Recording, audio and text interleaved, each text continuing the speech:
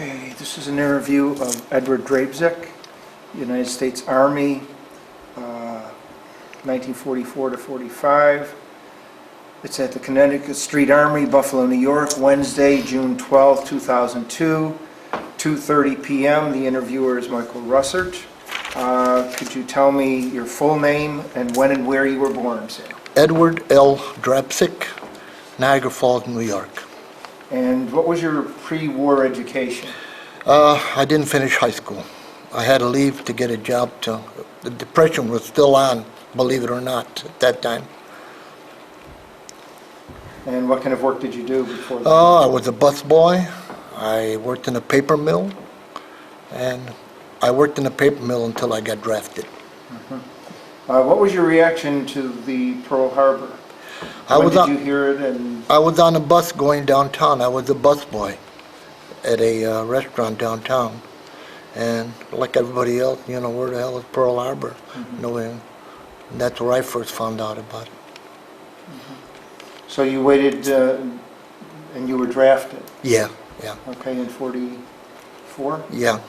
Well, 43 really, but I left in January 44. Where did you take your basic training? Camp Blanding, Florida. Yeah. You want to tell us about some of your experiences there? Well, it was swampy, you know, sandy, and like every camp, even God can't find it, you know, and all that stuff. Night problems with the snakes and stuff. I didn't mind the marching and the training. I really thrived on it, but I didn't like the snakes and the stuff in the swamps. Was this your first time away from home? Really, yeah. Outside of a trip here and there, see a ball game in Cleveland, something like that. Okay, could you tell us about, I guess, your basic training in the United States and then when you left this country to Yeah, well, we overseas? got 2 weeks, you know, leave after basic training, and then we reported to Fort Meade, Maryland, for shipping out on Newport News. And we got loaded onto a Liberty ship, and the name was the Patrick Henry, and it was the first one that Henry Kaiser had built. Of course, it wasn't brand new then, but that was his first Liberty ship, and we were on that, and naturally I got seasick. Oh man, was I sick. For about 5 days I didn't eat anything, and I slept up with the gun crew, the Navy gun crew, and they told me it was the smoothest crossing they ever had. Yeah. So we were 15 days before we got to Naples, Italy, and somewhere between the Rock of Gibraltar and the coast of North Africa, we got a submarine alert. And I said, oh man, you know, which way do I swim? And the Navy guy says, well, that's about 30 miles, and the other one's about 40 miles, so you're not going to get very far. But it turned out to be nothing, and we landed in Italy, Naples. So they put us in a camp outside of Naples, and that night, sure enough, we got bombed, but we were out of it, so nothing happened to us. What unit were you assigned? 3rd Infantry Division, L Company. I joined them for the invasion of southern France, but when I got there, I had taken 17 weeks of basic training in intelligence reconnaissance. But previous to that, I had 2 weeks of heavy weapons. So they said, okay, you're a machine gunner. We got enough INRs. So that's how I wound up with the machine guns. And I don't know, the first shelling we got, a guy that took basic training when he was killed. Here I go. It's okay.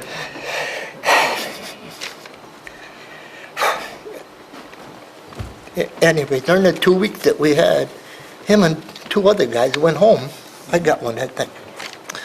They got married, you know. And we were standing around drinking coffee, and the shell landed on one side of us. Everything swept by us, the shrapnel, and caught him in a foxhole writing a letter. And he was just killed instantly. So after that, I started getting nervous and unsettled, because Up until then, John Wayne and I were going to win the war all by ourselves. That all changed. After that, it was just moving out, one attack after another, small houses, fields, woods, and I was an ammo bearer, and we were going to attack down a valley, cross to another side. Was this in France? Or Yeah, in France, the Vosges Mountains. And there was a lot of fire coming from the opposite hill. And first of all, they said, we're going. Everybody's face went down. Then the word came that we're not going. Everybody started to get giddy and then all of a sudden, we're going. So our gun laid down 2 belts of firing at the opposite, and the guys just picked up in Hi-Yo Silver. They started hollering, and down the valley we went. Picked up our guns, and I had the ammo bearer. I looked like a milkmaid from the Netherlands, running down behind them. And halfway through it, a machine gun opened us on us. And I was crawling, and the bullets were snapping overhead, and I was dragging and pushing those damn machine gun bullets with me. And there was a house in the middle of the field. So I finally made it to the house. I don't know how long, but it seemed like eternity. So it was a pretty big house. So we went downstairs, and the rest of the guys were up ahead trying to silence that machine gun nest. So after a while, they said it was all clear. So we started to get out of the house, and down at the bottom of the stairs was a mine. 3 prongs sticking up. The Germans had forgotten to take the pin out, and the pins were all bent over from being stepped on so many times, and nobody had noticed it. And oh my gosh, that was weird, man. So we finally got out of there. And late fall, snow comes a little early in the mountains there. So we were in reserve, and there was a firefight up ahead of us. We could hear the firing going on. And then as we approached that area, it started to snow lightly. And there were dead GIs and dead Germans, and we were walking along a path. And along the path there was a dead German, laying face up. And the snow had wafted down and filled in all the crevices of his chin, eyes, and nose. And it was the most grotesque mask, I had ever seen. And that shuddered me. I had seen a lot of corpses, but that bothered me. From then on, I guess that all bothered me. So there was always a constant fear. I never feared dying. I never feared getting hit. Just fear. Just scared all the time. Yeah. Anything you'd like to ask me, or shall I go on? I'd like you to Just tell go your on? story. Okay. I'm trying to go. Town street fighting was awful. You never knew what window they were going to come out at you. We were fighting for a town called Saint-Die, we called it, D-I-E, a hell of a name. And we got maybe halfway through it, and some Kraut tanks came with infantry, pushed us back out. And about dusk, we started to go back in. And for some reason, the Germans evacuated, but I don't know what now, they burned every house in the town. They torched it all. And as we marched through it, it was such an eerie sight. The flames were just, it was just weird.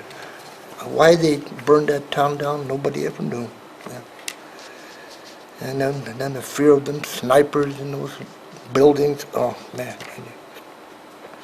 We'd been bombed and strafed, not too much because by that time the Luftwaffe had been sort of cleared out, But the times we were strafed and bombed, it was spooky. Saw my first jet. It was a twin engine. Nobody could understand how it could fly without a propeller. And we assumed a position on the ridge of a hill, and we set up our guns. By that time, I was a gunner. How it is, people get knocked off, wounded. The advancement is fast. And I was standing by my gun, and a spent bullet landed at my feet. If it had hit me, I don't think it maybe wouldn't have broken skin. But that had a hell of an effect on me. To think somebody had me in the sights, from way over there. Thank goodness, maybe it was a faulty bullet, whatever, and it just landed at my feet. Yeah. We got pulled off the lines one time, and before you go back, you test all your machine guns like we did, the sighting and all that stuff. Everybody tests their weapons. So after we started going back to where the company was, a bunch of GIs standing around checking the bolt, and this one sergeant pointed his Tommy gun at the ground and just sprayed it, testing it. And one poor guy, it was just too much for him. He broke down.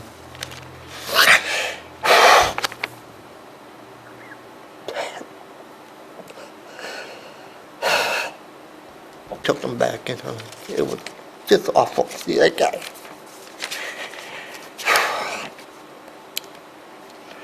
And now we get to the first time I was hit. We had taken a position in the Colmar pocket, they called it. The bridges were blown. We couldn't go across this Ill River, they called it, and the Germans couldn't come our way because the bridges were blown. So we had taken that position, and the word came down that hot chow was back. So they took me and our section, and we went back to eat. And boy, it was great. And all of a sudden we got the word that the Germans were coming through, and we better go back and, So we got back there was no foxhole, no nothing. And across the field we could see this Tiger tank coming out of the woods with infantry. And in those days, the people used to collect turnips, and they used to make piles of them, as long as this room, into a pyramid shape, only cut off at the top. They used to feed their cattle, I suppose, with that, and they were packed with mud. So the kraut tank opened up, so we went around to the turnip hill. He opened up again, we'd go to the other side, and the third time he outgussed us. He hit the side where we were going, and I got hit, and he instepped with a big piece of shrapnel. So I was looking around for a place to run to, and there was a hole, but there was already 3 or 4 guys in it. But I jumped in there anyway, my ass is sticking out. And I hollered at Sergeant, I said, I'm hit. And he says, well, can you make it back? I said, I don't know. There was another guy hit in the arm or shoulder. And there was an irrigation ditch leading back to where we came from. So I said to this guy, you want to try it? He said, yeah. So as soon as the tank fired its last shell, we up and we ran to the irrigation ditch. And it was half frozen. We were clumping our way through, and it seemed like eternity. But finally we got there, and the guy in the Jeep says the aid station was over there. So there was a big piece sticking into my shoe. So they took me in there and they cleaned it up, but they didn't want to take the shrapnel out, so they sent me to a field hospital. And that was great. I had 3 weeks there just lolling around. A nice fresh hot bed. Oh, that was great. But then they told us we weren't going to go back to our regular outfits. So me and this guy, on the night we were going to be discharged, we went over the fence to try to find the 3rd Division, We could hear the firing. They weren't too far from us. And so we're still AWOL as far as the hospital's concerned. But we got back, yeah. We were in the 7th Army with the 36th and 45th Divisions. They followed them all the way from Africa together. And where they joined, there was supposed to be an empty corridor. So they took my company in the dead of night through there. No firing. No matter what happens, no firing. So we got through there. We couldn't dig a hole because they were going to make noise with our entrenching tools. And then dawn started to come on, and there we are laying on the side of this hill. And a big, fat German was coming down with canteen dangling. I guess he was going to get water for his friends, whatever.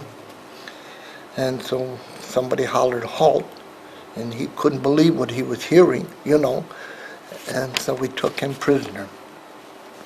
And we started moving out. We came upon a church. The church was built into the side of the hill, about 30 feet above a street running by it. But behind the church, there was an aisle, or whatever you want to call it. The length of the church, you can go between the mountain and the wall of the church. So overlooking the street, there was a hole out there. So Lieutenant says, Ed, set your gun up down there, but don't do any firing. Okay. So me and my assistant gunner, we went in there, looking. And from across the street, a German came out and right underneath us. Well, I couldn't get my gun down fast enough to hit him, so I heard him scratching and crawling. And they had what they call concussion grenade. They look like a big ostrich egg. There's no shrapnel to them, they're just concussion. So me and this guy were laying on our backs in the hole, and one came up, and it landed outside the hole. And what am I going to do, catch it? All I can do is catch it and throw it out if it hits the hole. Luckily, 3 of them came up, and all of them landed outside the hole. They would deafen me and all that stuff, but I wasn't hurt. And then all of a sudden, his head popped up, and I had my .45, and I fired at him, and I missed. But he lost his footing and slid down the length of that hill and started to run across to the building. Well, then I turned my gun on him, and I hit him in the ass with a tracer bullet and whatever, And he fell down in the middle of the street. So one of their armored cars with our equivalent of a 37 millimeter was on his Jeep thing, and he came over, and this guy in German is telling them, and he's pointing up at us. So I said, oh, Jesus, So I picked up the gun, and I went back to well, first I asked for hand grenades to throw out, to blow that thing up. And they said, no, Then I just picked up my gun, and I went back to between the church, and he shelled the hell out of the roof of that church. Things were coming down on us. I got cracked in the knee, and that was the end of it. He turned around, went away, and then we left. And we walked until dark, and we just, I still don't know why we went there. But anyway, it became dark. We had no rations. We were getting hungry.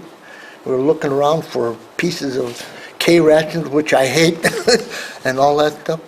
And we finally slept on the side of the hill again. And in the morning we woke up, and there was a battery of 88 millimeters, which was the best gun the world ever had. And the joy of my life was to take a hand grenade and throw it down the barrel of one of them. And our boys dismantled the rest and made them useless. And the rest of the day, nothing happened. And the following morning, the light tanks broke through to us. But I still don't know why we went there. I almost got killed, and all we kept was one German.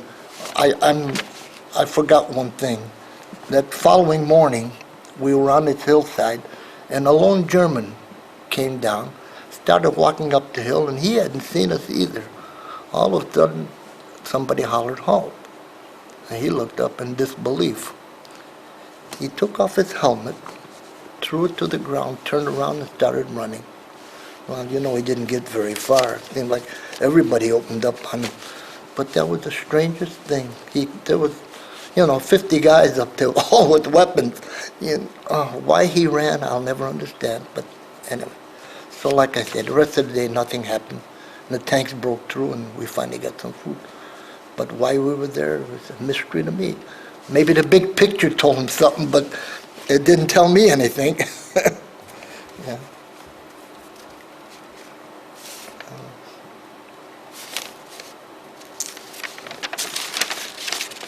In the Colmar Plains, in the wintertime, when it gets very cold, you get a fog. It rises up to about 5 feet or more. The 6-footer guys could look up and see over them, but I wasn't quite. So we woke up this morning with this cold, cold fog billowing above us. You couldn't see anything. We couldn't light anything, but it was so damp, the matches just wouldn't burn. And we approximately knew where most of our people were, and all of a sudden we heard the sound of a tank coming. And a guy sticks up his head, he sees the black X on the turret. He says, "It's Kraut." Back of my hair stood up. We didn't know where to fire because we couldn't see anything. But he ambled off, thank God, went to the other way. That was close. But it was so weird because the sound was muffled, softened by the fog. And it was just a weird feeling. Yeah. Yeah.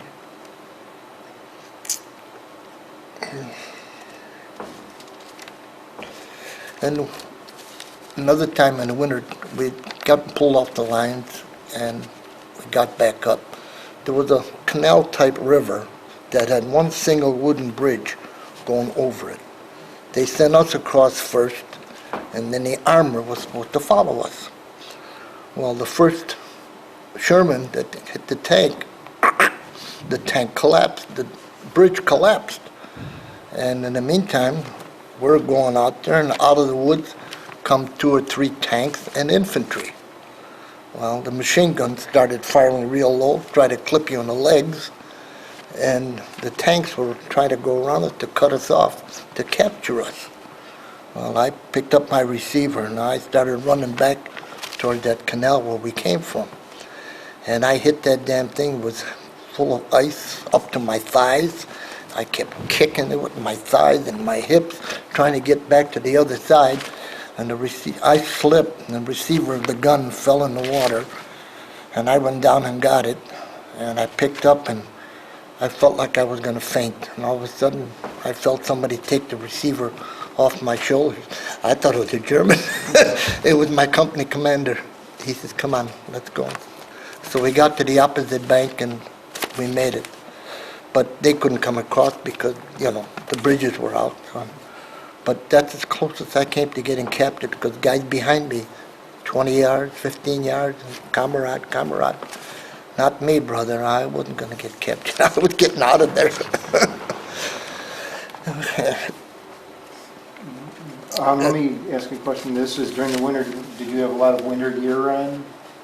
Were you issued winter? Not really. We fought in ODs, dress uniforms.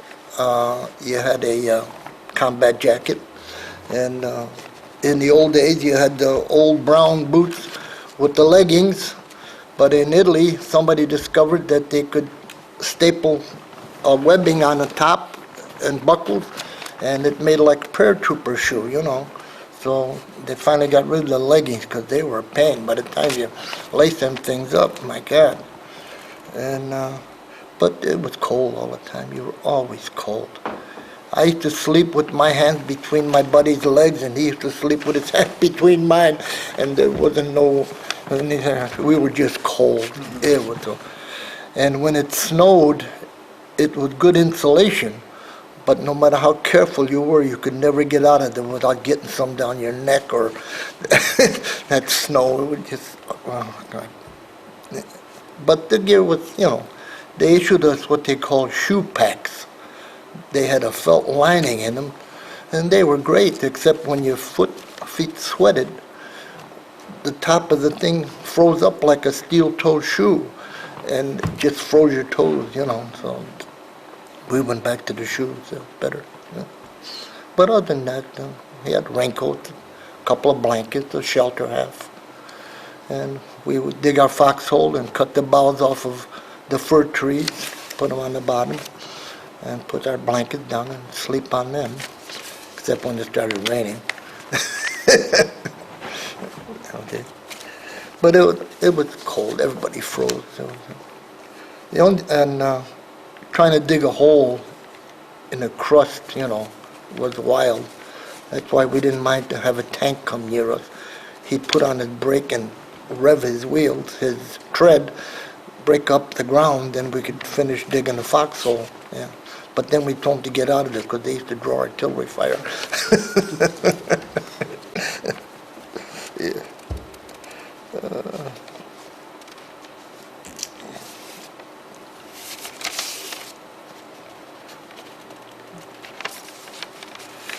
Well, we'll get to the second time I got hit. And we had mounted 90 millimeter tanks. And they told us it's going to be a lightning thrust into Germany. Be light, we're going like hell. So my machine gun section got on this one TD, and we were going down. We got through some heavy woods, brambles, 8 feet For a high. second, for someone that might not understand, what's a TD? Tank destroyer. Okay. Yeah, I'm sorry. No, that's okay, because there are some that may Yeah, miss this. you're right. So anyway, we got to this, from a nice clearing into this road that went through these bushes. And they were so high and so brittle, they scraped the side of the tank. We got about halfway through it, and a German machine gun fire opened up ahead. So the column stopped. So we're waiting for word. We got off the tank to do our business, standing around. And finally, the Screaming Mimi shells, rocket shells from the Germans came in on us. And they make a god-awful sound. They scream, really scream. When I lay down, I got hit in about 15 different places. I only felt my leg and my elbow, and I was hit alongside the spine, which I didn't know had a lot to do with my mobility. So I laid on the ground, and everybody around me was hit. Everybody was crying medic. The medics couldn't come through because the bushes were so thick, and they couldn't get stretcher bearers through there. So a guy got out of a tank, came over to me.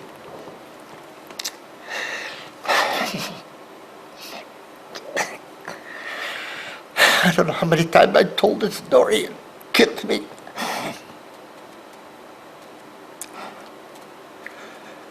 So he came over to me, and he says, "Can you get up?" And I said, "I don't know."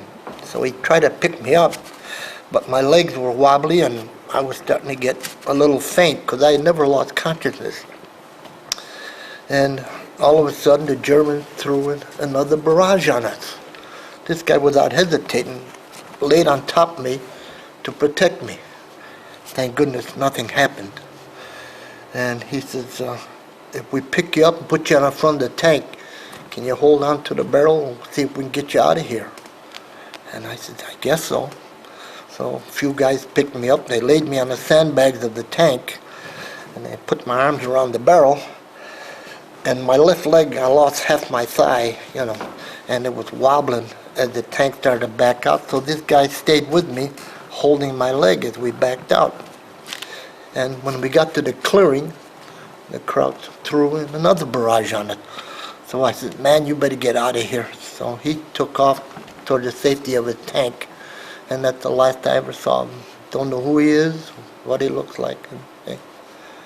But he sure saved my life. And it was Providence, there was a Jeep with stretchers on it right there at the opening of the thing. Otherwise, if he hadn't helped me, I would have bled to death out there. I never would have made it. I had too many holes in me. So they put me on the stretcher thing, took me right to the aid station, and started pumping blood into me and things. But I don't know who that guy is, but I blessed him ever since, I'd never have him. Yeah, so anyway, I spent 9 months in the hospital, recuperating. My funny bone nerve was cut in half by the shrapnel. I couldn't move these 2 fingers, and a surgeon picked that up. And I was not fully paralyzed, but partially paralyzed from the wound along my back. It had compressed my spine, and I could feel my leg, but I couldn't do too much moving. And they couldn't put any kind of a brace or cast on me until the wounds healed up. So in the meantime, I had to lay prone and quiet, because they didn't want me to disturb my spine. But a neurosurgeon worked on me, and he put a big cast on me from here to here.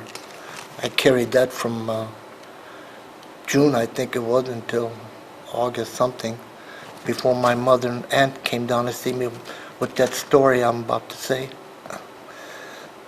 So I left in June 9th from southern France, Marseille, on a hospital ship, and we got to Staten Island. And I called home naturally, and I still had the cast on me. And my mother said she was going to try to come down and see us. And I said to the doctor, I said, my mother sees me in this cast, she's going to, oh. So he's, all right, we'll get it off. We'll give you a brace that'll be under your pajamas so she won't be able to tell. I said, okay, that's good. So she came down on a Sunday. And the place was so loaded because it was the first visiting day of that shipload that every parent in the world was there. And you couldn't hear yourself talk in the day room or anywhere. So my building was right outside the gate of the hospital going out. And right outside there's a little restaurant there. So I walked with my mother and my aunt, and I said to the sergeant, I said, hey, Sarge, how about letting me and my mother and my aunt go into that place? It's so crowded. He said, I can't let you out. You don't have no pass. And I was on crutches, too. I can't go anywhere on crutches. He said, well, okay, go ahead. So I went in there, and we talked. So probably 9 or 10 years ago, I was in Atlantic City with my wife. And I saw a lady with a patch on her eye sitting at a machine. So I sat down next to her, and I said, do you mind? No. So while we're playing, she kept looking at me and looking at me. And finally she says, don't I know you? And I said, well, to myself, that's supposed to be my line. And she says, I know you from somewhere. And I told her I was from Niagara Falls, but now I live outside of Buffalo. Then I happened to mention that I was in the hospital on Staten Island. She said, that's where I know you from. You and 2 ladies came into my father's restaurant on a Sunday. I was mopping the floor, and you were talking a foreign language with these 2 ladies, Polish. And I said, how can you remember? She said, I remembered your blue eyes. And I said, my God, that is my wife. She remembers everything too. So I called my wife over, and she called her husband over, and we went up, had coffee and talked, and she had cancer of the eye. So for a while we corresponded back and forth, and then everything stopped one time, and I assumed that she was gone. But that was something that, after all those years, something like that should happen. Oh dear. So anyway, I spent, like I said, 9 months, and then I wheeled my way out to get out before Christmas, so I had to go all the different doctors and report that I was feeling great, and I was on nerve doctor, and one shrink asked me if I enjoyed killing Germans. I said, I don't think so. So I got out December 20th, and that was my tour. Now, you received some Bronze Stars. Yeah, yeah. About those? Yeah, well, that was about the tank that I was shooting at. I mean, the armored car and all that stuff. And so, You got a picture of yourself. and I got a picture of me in basic training. I can't believe I was that young once.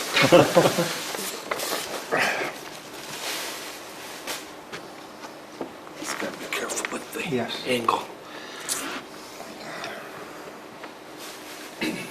Okay, I got that.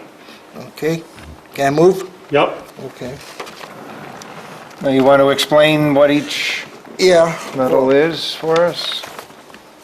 Well, the top one is the Combat Infantry badge. You don't get one unless you're a dog face. And that's a Purple Heart with the cluster for getting hit twice. I was in 3 battles. I got that for 3 battles. That's the Bronze Star. A unit citation from the president at the time was Roosevelt. And this all down here is just, I call it fluff. It's occupation medals, good conduct and stuff like that. And this was given to our unit by the French, called the Croix de Guerre. You wear it on your lapel. It's very gay. It is our gay, not today's gay. Yes. Yeah. So, And I see you got the ruptured duck there. too. yeah, my discharge, yeah. I got a couple medals from the state, but I haven't had a chance to put them in. I finally located some of my patches that my son's friend at work, his son's at West Point, and he got me some patches. So, because I couldn't buy one, I couldn't get one anywhere. And we're going to put them in there. So, How do you think your military service affected your life? well, In what ways? 1943, St. Louis Cardinals were having a tryout at what they call Hyde Park Stadium in Niagara Falls, and I was a ball player. So on a lark, my cousin, a couple other of us went down for a tryout, and I was a third baseman. And I did well. I had a couple of good hits, and I fielded well, and I impressed the scout. He says, I won't sign you up now because you'll be going to the service. But when you come out, I want you to report to me, and we'll send you to High Point, Thomasville in South Carolina for tryout. If you make it, fine. If you don't, you know. So that was my one regret. But there was a lot of guys like me in the same shoes, had, you know. And, but as far as anything else, no. I wouldn't do it again, but I'm glad I went, you know. I don't know if it gave me a different outlook on life, but when I got home, I thought taking out the garbage wasn't very important, you know, things like that. And things that other people held so important to them were just meaningless to me, yeah. I see some of the kids today that just can't possibly get along without a Walkman or something like that, you know. It's because we were born in Depression. We had a radio with you, never worked half the time, you know. So, but I think I'm a pretty good guy. It didn't affect me. I don't want to kill people. I don't harbor any grudges. I don't even feel bad for the Germans, except for the one that did the bad things to the Jews and stuff like that, you know. Were you ever aware of the concentration camps No, at all? I never heard of it until I came back. And then when television came into view and all these history channels started coming on, well, I wanted to know about the rest of the world. All I knew was 50 yards on each side of me, you know. And like this man, I saw the book from Okinawa, you know, that was interesting to me, how them people took that place. The kamikaze planes that bombed the ships outside the harbor, and just all that stuff. Now, when did you get married? 1947. And, Yeah. How many children did you have? He's the only one. Well, we had a girl, but it never made it after the first day. It just got there. But he's it. One granddaughter, one wife, no girlfriends. Yeah. Is there anything else you would like to relate? No, I always tell this story. I worked, after I retired from a bank, I worked delivering prescriptions from a drugstore. And I was amazed to find out how many people didn't know about Pearl Harbor, VJ Day, VE Day, all that stuff. So I started telling these stories at work. And I used to kid them. I said, before I leave, you're going to know about World War II, and you're going to know how to speak a little bit of Polish. And that was it. So I don't work there anymore. But I call them up. They want, May 8th, I want you to call me on VE Day. I didn't get a call. So, and that's about it. Yeah, okay. Okay, well, thank you very much. Oh, no. That's one thing my wife regrets. Her grandparents on both sides came from Poland, and Yeah. she...